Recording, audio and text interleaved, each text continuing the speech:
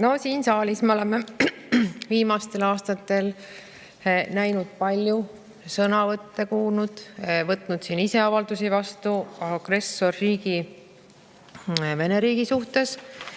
Oleme meedias näinud tühistamisi, muusikute tühistamisi, kes on käinud mingitel üritustel, kas siis Venemaal või kus osalevad Vene riigi kodanikud. Oleme näinud, kuidas sportlaseid tühistatakse, sest nad on võistelnud koos agressorriigi sportlastega ja nii edasi ja nii edasi. Ja nüüd oleme meil siin üks huvitava teema ees, et valitsus pooldab Eestis elavate Vene Föderatsiooni kodanike valimisõiguse äravõtmist, põhjendades seda asjaoluga, et tegemist on agressorriigi kodanikega.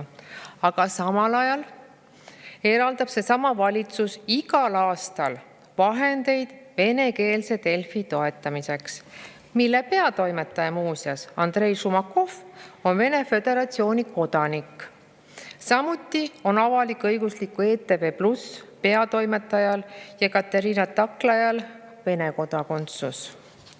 Ja me tahaksimegi nüüd selle kohta natuke informatsiooni rohkem teada saada ja loen nüüd need küsimused ka ette, sest et muidu pärast peaminister vuristab need lihtsalt ette.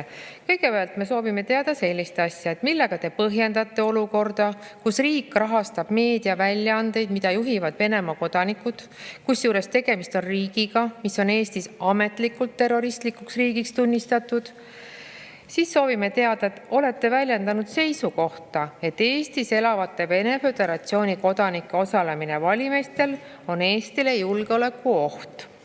Kuidas te selgitate, miks ei ole samal ajal Eestile julgeolekuoht see, kui kahe suure meediamaja ehk Delfi ja ETV+ venekeelse väljaannete peatoimetajad ja sisu üle otsustajad on samuti Vene Föderatsiooni kodanikud? Ning kolmandaks, kui Vene kodanike osalemine kohalikel valimistel on julgeolekuoht, siis kas suure auditooriumiga venekeelsed väljaanded Eestis, mida juhivad Vene kodanikud, on julgeolekule suurem või väiksem oht? Et ootan siis peaministrilt ka vastuseid, mitte lihtsalt oma loosungite loopimist siin ja mingit jutupunktide rääkimist. Aitäh!